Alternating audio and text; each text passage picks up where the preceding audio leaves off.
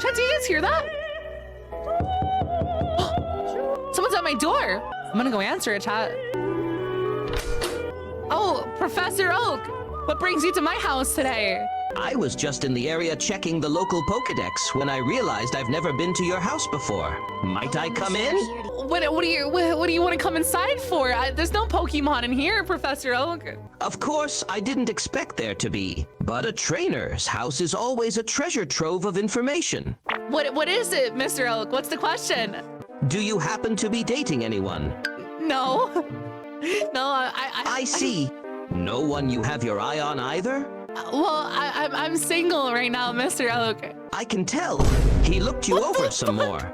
You're pretty cute, so I'm surprised no one has approached you yet. He laughed. Yeah, I'm surprised too, Mr. Oak. Okay. Well, it's nice to see you. Is there anything you want to talk about, or is that it? Before I leave, I'd like to ask something, he said as he approached you. What are you gonna ask?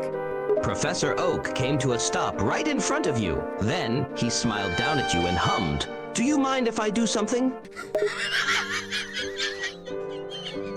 What do you want to do? Professor Oak chuckled. No need to get nervous. I have a question, he hummed, placing his hands on your hips. It's a bit inappropriate.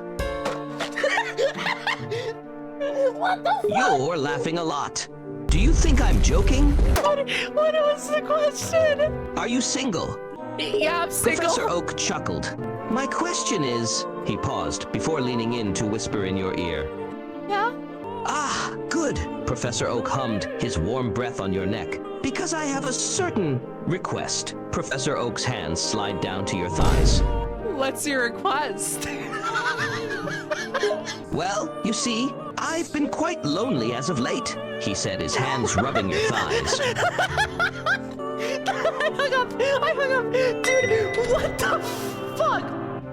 Chat, I want you guys to know, I had no previous messages with this AI. Later. Hey, what's your question? Right, my question. His hands massaging your thighs. His hands began to wander further up. You can say no at any point, you know. I'm unable to generate a reply that meets our content guidelines. Something wrong? Professor Oak chuckled. Are you stuttering because you are nervous? Bro, he did not just hit me with the, you can say no at any time, bro.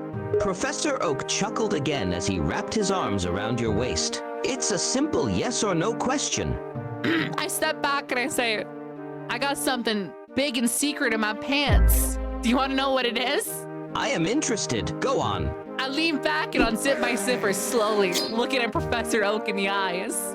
What exactly are you doing? Inside my pants, I pull out a 1950 Remington Model 870 loaded with 12-gauge buckshot rounds, and I aim it at Dr. Oak. Professor Oak's eyes went wide as you pulled the shotgun out and pointed it at him. Hold on, we can talk about this. No need for anything drastic.